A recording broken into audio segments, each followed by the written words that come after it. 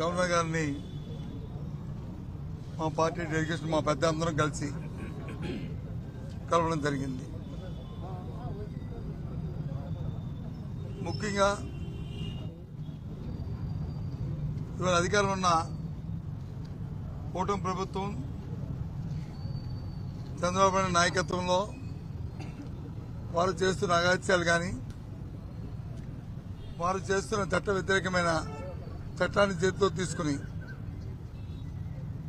చేస్తున్న కార్యక్రమాల్ని ముఖ్యంగా మా నాయకుడి మీద మా నాయకుడికి మాజీ ముఖ్యమంత్రిగా వారికి ఇవ్వాల్సిన సెక్యూరిటీ కానీ వారు పర్యటనకి వెళ్తున్నప్పుడు తీసుకోవాల్సిన జాగ్రత్తలు కానీ తీసుకోకపోవడమే కాకుండా తిరిగి మళ్ళీ మా నాయకుడి మీద మా పెద్దల మీద అందరి మీద కూడా అక్రమ కేసుల్ని బనాయిస్తూ వారు చేస్తున్న చర్యల్ని గవర్నర్ గారి దృష్టికి తీసుకొచ్చాం.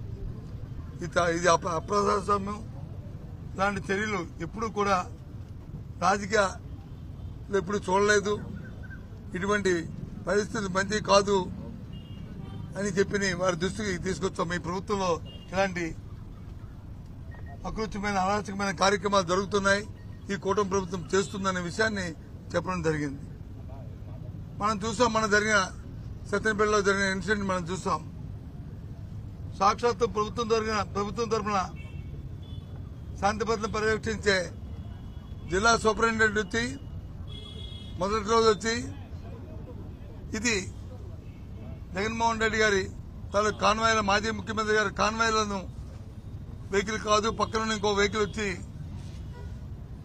వారిని గుద్దింది, దానివల్ల అది ఇంజ్యూర్ అయింది అని తర్వాత వారిని వచ్చి తీసుకెళ్లి అంబులెన్స్ లో హాస్పిటల్లో ఆ పోలీసులే జాయిన్ చేయడం జరిగింది. ఆ తర్వాత ఎస్పీ కూడా స్టేట్మెంట్ కూడా ఇచ్చాడు. కానీ తదుపరి 2-3 రోజులు పోయిన తర్వాత ఏదైతే ప్రభుత్వం తాలూకు ఒత్తిడితో అక్రమంగా అది కాదు, ఇది జగన్మోహన్ రెడ్డి గారు పయనిస్తున్న కారు నుంచి జరిగింది. మరి దాంతోపాటు కారులో ఉన్న వాళ్ళు కూడా ఎక్కడ చరిత్రలో ఎప్పుడూ లేని విధంగా ఎప్పుడు జరగని విధంగా మరి వారు చేసి వారి మీద కేసులు పెట్టడమే కాకుండా వారి తాలూకు పయనిస్తున్న కారును కూడా సీజ్ చేసి తీసుకెళ్లడం మనందరం కూడా చూసాం. మీ ద్వారా రాష్ట్ర ప్రధానికానికి అందరినీ కూడా కోరుతున్నాను, చూడమని చెప్తున్నాను. ఈ ప్రభుత్వం తాలూకు అకృత్యాలు చేస్తున్న అరాచకమైన కార్యక్రమాల్ని ఏదో విధంగా భయం పెట్టాలి, భయభ్రాంతులు చేయాలి, నాయకుల మీద వచ్చి కేసులు పెట్టాలి అని ఆలోచన చేస్తున్నారు. అరచేతితో వచ్చి సూర్యుని అడ్డుకుంటే సూర్యస్ మాగదు. జగన్మోహన్ రెడ్డి గారు ప్రజాదరణ నాయకుడు, ఆయనకి ఇవ్వాల్సిన సెక్యూరిటీ ఇవ్వాలి. ఆయనకు వస్తున్నప్పుడు ప్రభుత్వం దగ్గర ఇంటెలిజెన్స్ లేదా? ప్రభుత్వం దగ్గర వచ్చి ఆ సమాచారం లేదా? ఇది చేతకాని ప్రభుత్వమా?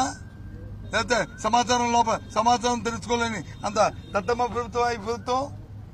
ఎందుకు ఆయన తగ్గ ఏర్పాటును చేయలేదు? అది మీ బాధ్యత కాదా? మీ బాధ్యత లేదా అని అడుగుతున్నాం. తిరిగి పైపెచ్చు మీకు మానవత్వం లేదు అంటే ఏ ఒక్కరైనా సరే ఏ చిన్న ఇన్సిడెంట్ జరిగినా అయ్యో ఏదో జరిగిందని మనం వెళ్తున్నప్పుడు ఆపి చేస్తాం.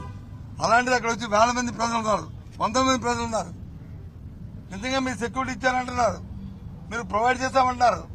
మరి ప్రొవైడ్ చేస్తే సెక్యూరిటీ ఇస్తే మనకి ఇచ్చే కాన్వేలో ఉన్న వెహికల్ కానీ లేదంటే ఎస్కార్ట్ ఇచ్చిన వెహికల్స్ కానీ మరి అక్కడ ఉన్న రో పార్టీ కానీ మనం అందరూ మరి ఆ కార్యక్రమాన్ని చూడాలని అడుగుతున్నాం. మరి చూస్తే మరి ఎలాగా ఎస్పీ గారి ముందు చెప్పారని అడుగుతున్నాం. ఏ విధంగా అడుగుతున్నాం? ప్రభుత్వం ఆలోచించాలి, ప్రజలు ఆలోచించాలని కోరుతున్నాం. ఈ ప్రభుత్వం తాలూకా దుర్మార్గమైన ఆలోచనని ఈ ఆలోచన చేస్తున్నాం. ఆ విషయాన్నే ఇవాళ గవర్నర్ గారి దృష్టికి తీసుకొచ్చాం.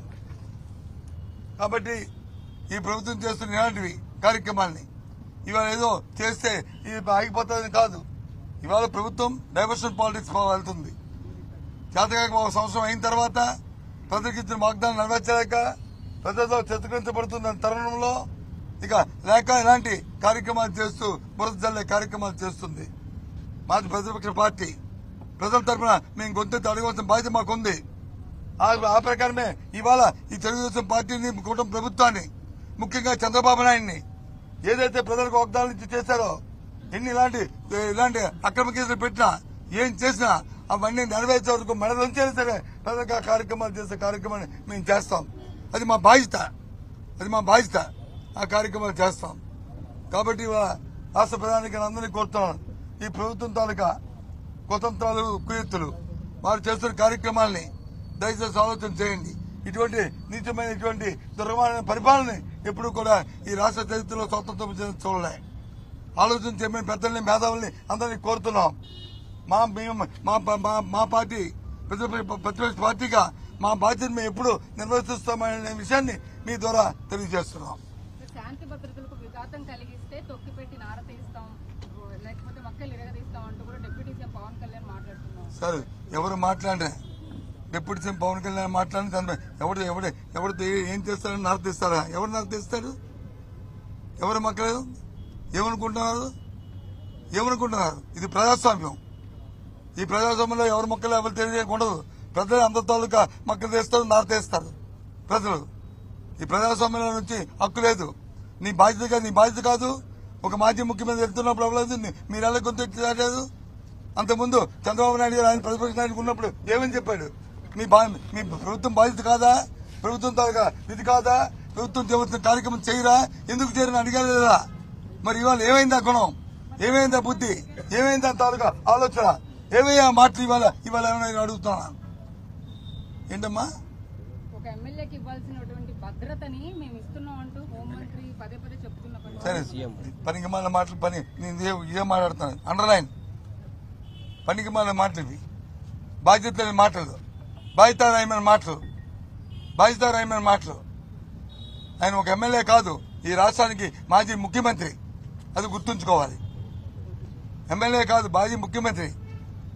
ఇవాళ నేను వచ్చి మీ ఎమ్మెల్సీనే కాదు, ఒక అపోజిషన్ లీడర్ కౌన్సిల్లో ఇవాళ. అది గుర్తుంచుకోవాలి. అంతేగాని మానేసి ఆయన ఎమ్మెల్సీయే, ఒక ఎమ్మెల్యే అంటే ఏంటి మాటలు? అంటే ఎంత బాధ్యతారహితంగా ఉంది, ఎంత బాధ్యత లేకుండా మాట్లాడుతున్నారు అనేది ప్రజలు గుర్తిస్తున్నారు. మరి బాధ్యత ఒక ఎమ్మెల్యే అంటే మరి అంతకుముందు కూడా చంద్రబాబు నాయుడు వెళ్ళినప్పుడు వచ్చి ప్రభుత్వానికి ఎందుకు లేదు హక్కు? మీరు ఎందుకు ఇది చూడలేదు? ఒక మాజీ ముఖ్యమంత్రి తెలియదా? మీకు జడ్పీఎస్ ఉన్నారని తెలియదా అని ఎందుకు అడిగారు? ప్రభుత్వానికి కొన్ని నిబంధనలు ఉంటాయి. చట్ట ప్రకారం ఎవరైనా సరే ప్రజాస్వామ్యంలో చట్టాన్ని గౌరవించాలి, చట్ట ప్రకారం నడవాలి, చట్టాన్ని బాధుకుంటే దానికి అనుగుణంగా వెళ్ళాలి, ప్రజాస్వామ్యాన్ని పరిరక్షించుకోవాలి. మా బాధ్యత మేము అదే చేస్తాం. మేము ఎక్కడ చట్టాన్ని డివైడ్ అవ్వం. మా బాధ్యత మేము నెరవేరుస్తాం. ప్రతిపక్ష పార్టీగా మా బాధ్యత నెరవేర్చుకుంటూ మరి అధికార పార్టీని పదే ప్రశ్నిస్తాం. వాళ్ళని ఆడతీయడం ఏంటి, వాళ్ళు మొక్కలు తీయడం ఏంటి, ఏంటనుకుంటున్నారు? ఇది తెలియక చిన్నతనంగా మాట్లాడుతుంది, తెలుగు తక్కువ మాట్లాడి అవి ఇతరులు చేసుకోవాలి.